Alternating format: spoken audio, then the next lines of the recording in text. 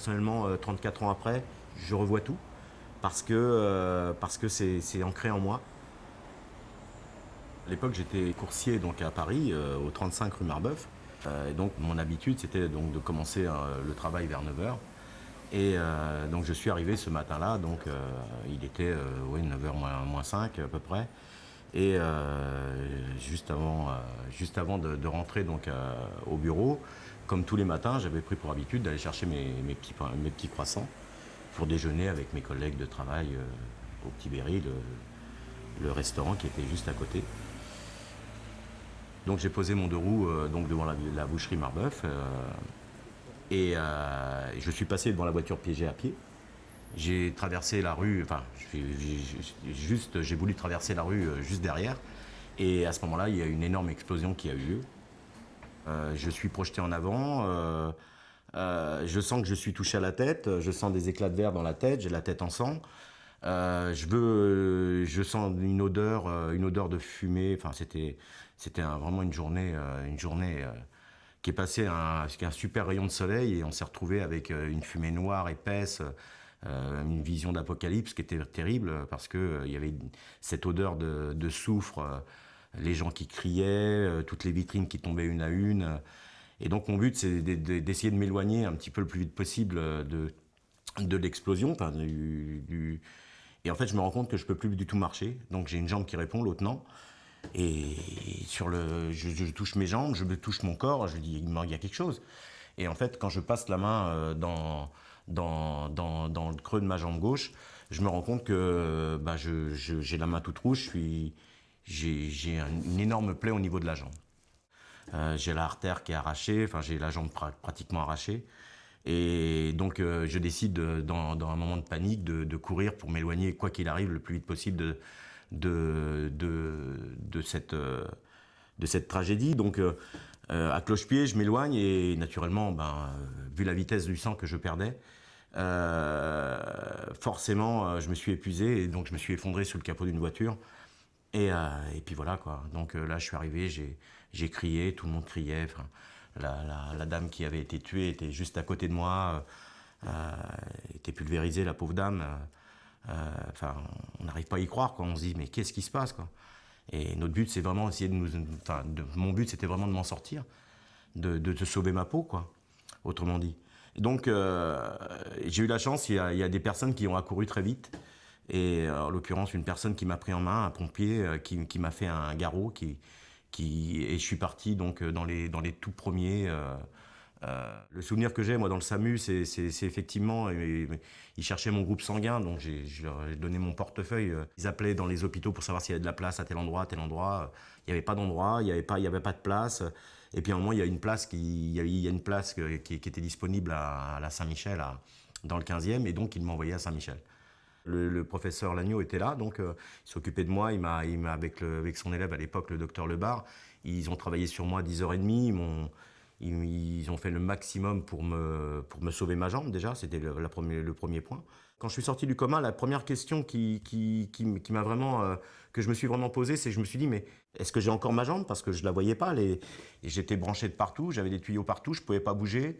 Il y avait une sorte de niche au bout de mon lit. Je voyais pas ma jambe, donc j'ai demandé à voir ma jambe. Donc ils m'ont montré ma jambe, déjà ça m'a rassuré. Et j'avais une personne en face un chirurgien qui n'osait pas me dire, voulait peut-être pas me froisser, pas me blesser, donc il était vraiment très gentil avec moi.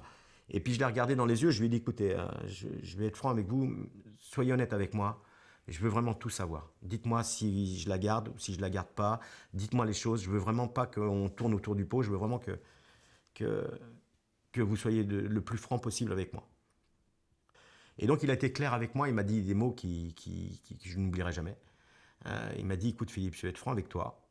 Si dans un mois, tes doigts de pied ne bougent pas, on ampute.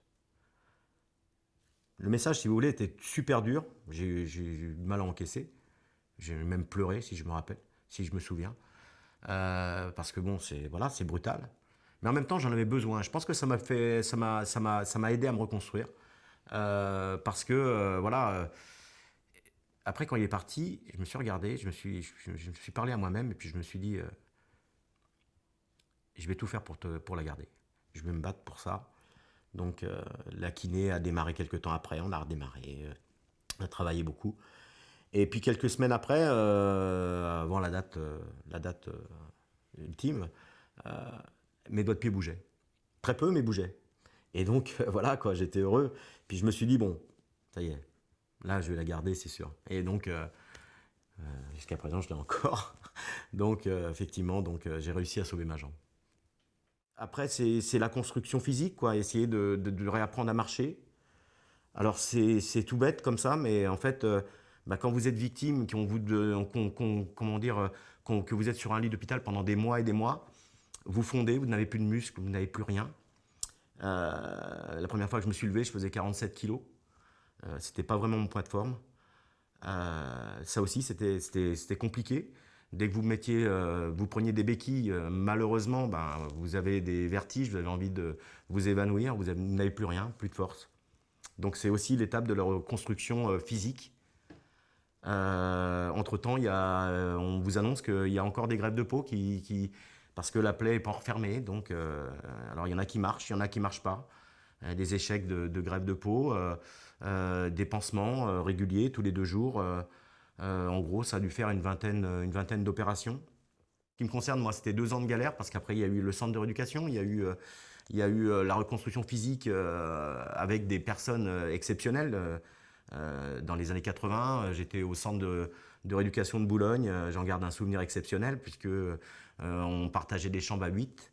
Dans les chambres, j'étais qu'avec des personnes qui avaient tous leur handicap, donc des amputés, enfin, diverses choses, des brûlés. Et toutes ces personnes-là avaient entre 30 et 40 ans. Moi, j'étais un gamin de 18 ans. Donc, bah, en fait, j'étais un peu le gamin de tout le monde, quoi. Et ils m'ont appris à construire, à me reconstruire. Donc, oui, je suis un survivant. Parce que quand je me regarde maintenant, je me dis que je suis heureux d'être ce que je suis. Parce que je me suis construit, je me suis battu pour ça. Il a fallu quand même attendre de nombreuses années pour pouvoir reprendre le dessus un peu sur la souffrance. Même si effectivement j'ai encore des petits séquelles, des petites bricoles, mais comparé à ce que j'avais, le chemin que je devais affronter, où ça m'emmenait, je me dis que maintenant, ben voilà, je suis plus que reconstruit, quoi.